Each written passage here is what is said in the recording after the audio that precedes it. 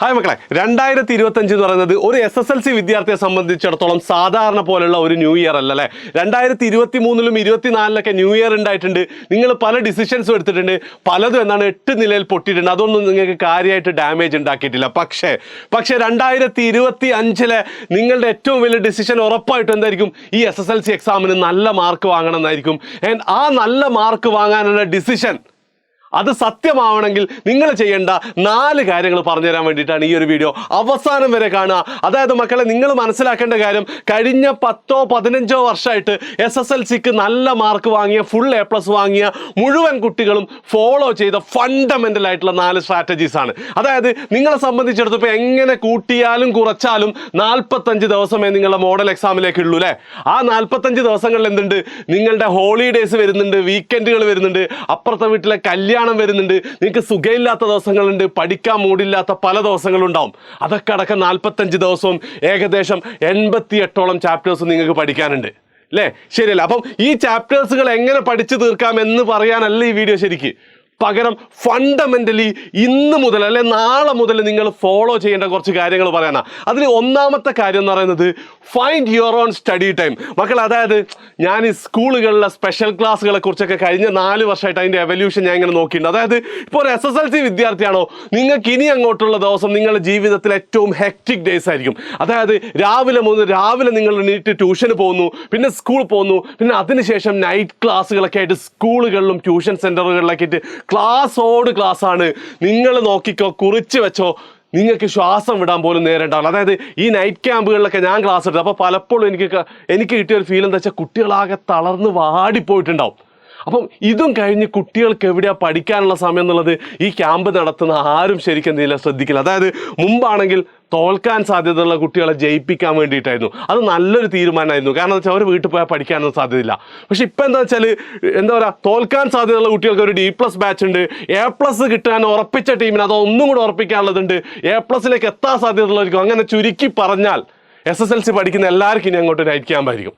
അപ്പം അവിടെ നിങ്ങൾ മിസ്സാവുന്ന, അല്ലെങ്കിൽ ഈ ക്യാമ്പ് നടത്തുന്ന ആൾക്കാരൊക്കെ മിസ്സാക്കുന്ന ഒരു കാര്യമുണ്ട്, മക്കൾക്ക് പഠിക്കാനുള്ള ഒരു സമയം. മക്കളെ, നിങ്ങൾ മനസ്സിലാക്കേണ്ട ഒരു കാര്യം എന്താ വെച്ചാൽ, നിങ്ങൾക്ക് SSLCക്ക് എത്ര A+ കിട്ടാൻ പോകുന്നുള്ളത്, നിങ്ങൾ എത്ര നൈറ്റ് ക്യാമ്പ് അറ്റൻഡ് ചെയ്തു എന്നുള്ളതല്ല, എത്ര സ്പെഷ്യൽ ക്ലാസ് അറ്റൻഡ് ചെയ്തു എന്നുള്ളതല്ല. പകരം എന്താണ്, നിങ്ങൾക്ക് എത്ര സമയം പഠിക്കാൻ കിട്ടി എന്നുള്ളതാണ്. അതുകൊണ്ട് തന്നെ നിങ്ങൾക്ക് നൈറ്റ് ക്യാമ്പുകൾ ഉണ്ടാവും, സ്കൂളിൽ നിന്ന് കുറേ വർക്കുകൾ തരും, ചെയ്യാനുള്ളതൊക്കെ ചെയ്യും. അതൊക്കെ നിങ്ങൾ ചെയ്യണം, നമ്മൾ നിർബന്ധിതരാണ്. പക്ഷേ നിങ്ങൾക്ക് പഠിക്കാൻ വേണ്ടി സ്വന്തം, അതായത് മാർച്ചിൽ നടക്കുന്ന നിങ്ങളുടെ ഫൈനൽ എക്സാമിൻ്റെ പ്രിപ്പറേഷന് വേണ്ടിയിട്ട് 1 മണിക്കൂർ സമയം നിങ്ങൾ എങ്ങനെയെങ്കിലും കണ്ടെത്തൽ വളരെ വളരെ ഇമ്പോർട്ടൻ്റ് ആണ്. ഇതാണ് ലാസ്റ്റ് നിങ്ങൾക്ക് മാർക്കായിട്ടും റിസൾട്ട് ആവാൻ വരുന്നത്. ഓക്കെ, അത് നിങ്ങൾക്ക് ഇനി ഇങ്ങനെ പോലും ചെയ്യാം. എങ്ങനെയാണെന്ന് വെച്ച് കഴിഞ്ഞാൽ, ഓക്കെ, ഇന്ന് നൈറ്റ് ക്യാമ്പിൽ എന്ത് ചെയ്യാണ്, അല്ലെങ്കിൽ രാവിലെ സ്കൂള് നമ്മൾ 9ാമത്തെ പോളിനോമിയൽസ് എടുത്തു എന്ന് പറഞ്ഞാൽ 10ാമത്തെ പാഠം, അത് നമ്മൾ ഇതുവരെ പഠിക്കാത്ത. അപ്പം നിങ്ങൾക്ക് എന്താ, ആ 10ാമത്തെ പാഠം സ്കൂൾ എടുത്തതാണല്ലോ, അപ്പോൾ അതെന്ത് ചെയ്യാം, വൃത്തിയിൽ അങ്ങോട്ട് പഠിക്കാം. അങ്ങനെയാണ് SSLCക്ക് സെറ്റ് ആവുമല്ലോ എന്നുള്ള രീതിയിൽ പഠിക്കുന്നതിന് പോലും പ്രശ്നമില്ല. പക്ഷേ 1 മണിക്കൂർ ഷുഡ് ബി ഡെഡിക്കേറ്റഡ് ടു മാർച്ചിൽ SSLC എക്സാം. അതാണ് ഒന്നാമത്തെ കാര്യം. അങ്ങനെ ചെയ്യാത്ത കുട്ടികളൊക്കെ എന്താണ്, നിങ്ങൾ നോക്കി, നിങ്ങൾ തന്നെ നാളെ മുതൽ ഇതിൻ്റെ താഴെ കമൻറ്റ് ചെയ്യും, എന്ത് സാറേ പഠിക്കാൻ സമയം കിട്ടുന്നില്ല. ഒന്നാമത്തെ കാര്യം അതാണ്. രണ്ടാമത്തെ കാര്യം എന്ന് പറയുന്നത്, എല്ലാ വർഷത്തെ കുട്ടികളോടും പറയുന്നൊരു കാര്യമാണ്, നിങ്ങൾ എന്ത് ചെയ്യണം, പ്രീവിയസ് ഇയർ ക്വസ്റ്റ്യൻസ്, മുൻ വർഷ ചോദ്യങ്ങൾ വർക്കൗട്ട് ചെയ്യണം. പക്ഷെ നിങ്ങളോട് ഇത്തവണ ഞാൻ കുറച്ചും കൂടെ പറയാണ്, മക്കളെ, വളരെ വളരെ ക്ലിയർ ആണ്, പാറ്റേൺ നന്നായിട്ട് മാറാൻ പോവാണെന്നുള്ളത്.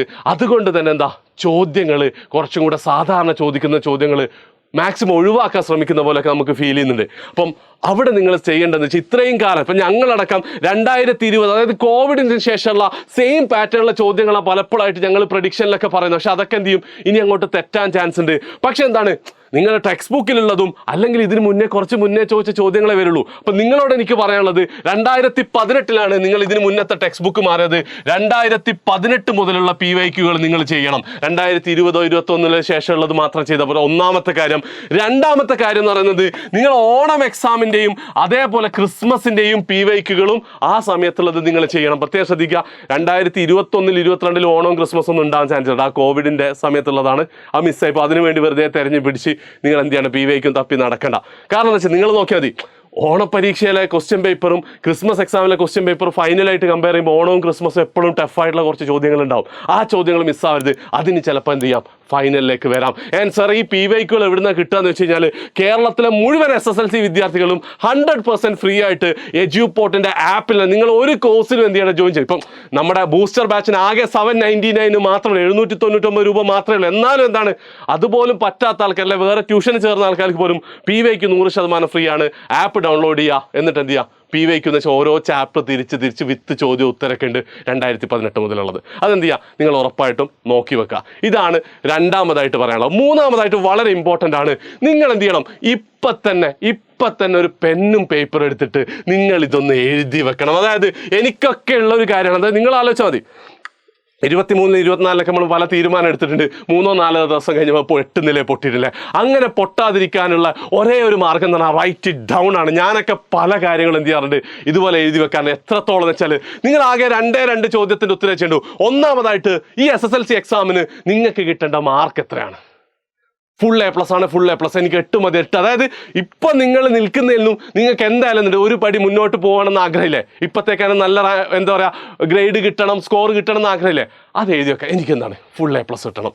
ഫസ്റ്റ് ചോദ്യത്തിൻ്റെ ഉത്തരം അതാണ്. രണ്ടാമത്തെ ചോദ്യം, അതിനു വേണ്ടി നിങ്ങൾ എന്നും ചെയ്യാൻ തയ്യാറായ കാര്യങ്ങൾ എഴുതി വെക്കാം.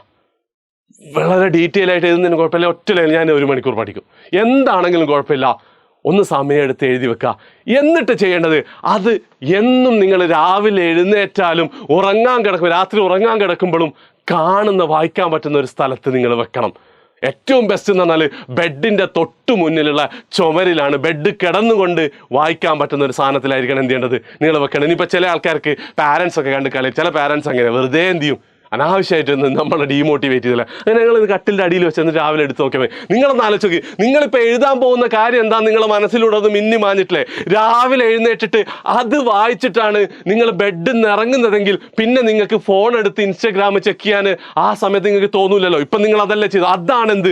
അതാണ് ഈ എഴുതി വെച്ചാലുള്ള ഏറ്റവും വലിയ പവർഫുൾ ആയിട്ടുള്ള കാര്യം. ഇത് എൻ്റെ ലൈഫിൽ എനിക്ക് ഫീൽ, ഞാൻ അങ്ങനെ ഒരുപാട് കാര്യങ്ങൾ എഴുതി വെച്ചിട്ടുണ്ട്, നടത്തുകയും ചെയ്തിട്ടുണ്ട്. അപ്പം ഇനി മുതൽ ഈ കാര്യം ഇപ്പം തന്നെ എഴുതി വെക്കുക. ആൻഡ് രാവിലെയും രാത്രിയും, രാവിലെ എഴുന്നേറ്റുടനെയും രാത്രി ഉറങ്ങാൻ കിടക്കുന്നതിന് മുമ്പും അതൊന്ന് കണ്ണോടിച്ചിട്ടേ നിങ്ങൾ കിടക്കാൻ പാടുള്ളൂ. നിങ്ങൾക്ക് ഉണ്ടാകാൻ പോകുന്ന മാറ്റം വേറെ ലെവലായിരിക്കും. മക്കളെ, ഇപ്പം ചിലർക്ക് തോന്നും ഇത് എഴുതി വെക്കേണ്ട ആവശ്യമില്ല, നമ്മൾ ചിന്തിച്ചാൽ പോരെ എന്നൊക്കെ ആലോചിക്കും. പക്ഷേ നടക്കാൻ പോകുന്നില്ല. ഇങ്ങനെ എഴുതി വെച്ചിട്ട് നിങ്ങൾ മനസ്സിലാക്കേണ്ട ഒരു കാര്യം എന്ന് വെച്ചാൽ, നിങ്ങളുടെ അത്രയൊന്നും കഴിവില്ലാത്ത, നിങ്ങളെക്കാളും ഉഴപ്പന്മാരായിട്ടുള്ള ഒരുപാട് കുട്ടികൾ ഇന്നു മുതൽ എന്ത് ചെയ്യും, ഇത് എഴുതി വെക്കുമെന്ന് മാത്രമല്ല, നിങ്ങൾ സ്വപ്നം കണ്ട മാർക്കും ഗ്രേഡും A+കളും അവർ കൊണ്ടുപോകും എന്ന് മാത്രമല്ല, നിങ്ങൾ സ്വപ്നം കണ്ട ഒരു ജീവിതമല്ലേ അവരായിരിക്കും ജീവിക്കാൻ തീരുമാനിക്കുന്നത്, അല്ലെങ്കിൽ അവരാണ് ജീവിക്കാൻ പോകുന്നത്. അതുകൊണ്ട് എന്ത് ചെയ്യാം, നിങ്ങൾക്ക് ഡിസൈഡ് ചെയ്യാം എഴുതി വെക്കണോ വേണ്ടിയോ എന്നുള്ളത്. എഴുതി വെക്കുന്നുണ്ടെങ്കിൽ ജസ്റ്റ് നിങ്ങൾ ഇപ്പോൾ വീഡിയോ പോസ്റ്റ് ചെയ്തിട്ട് ഒന്ന് കമൻറ്റ് ചെയ്യുക. ആൻഡ് ലാസ്റ്റ്, ഇതൊക്കെ കാണുമ്പോൾ നിങ്ങൾക്ക് ഒരു പോസിറ്റിവിറ്റി ഒക്കെ ഉണ്ടെങ്കിലും നിങ്ങൾ എല്ലാ സാധനവും തകിടം മറിക്കുന്ന ഒരാൾക്കാരുണ്ട്. അതാരാന്നോ, നിങ്ങളുടെ ഫ്രണ്ട്സാണ്. കാരണം നമ്മളെന്ന് പറയുന്നത് the average of 5% around us എന്നാണ് സാധാരണ സയൻസ് ഒക്കെ പറയുന്നത്. നമ്മളെ ചുറ്റുമുള്ള 5 ആൾക്കാരുടെ ഒരു ആവറേജ് ആയിരിക്കും നമ്മളെന്നാ. ഏറ്റവും മോശം 5 ആൾക്കാരാണ് നമ്മൾ മോശമായിരിക്കും, ഏറ്റവും അടിപൊളി 5 ആൾക്കാർ ഏറ്റവും നല്ല. അപ്പം നിങ്ങളുടെ ചുറ്റുപാടുള്ള ഫ്രണ്ട്സ് എന്ത് ചെയ്യും, നമ്മൾ എന്ത് തീരുമാനം എടുത്താലും ചിലപ്പോൾ അത് വഴിതെറ്റിക്കാൻ ചാൻസ് ഉണ്ട്.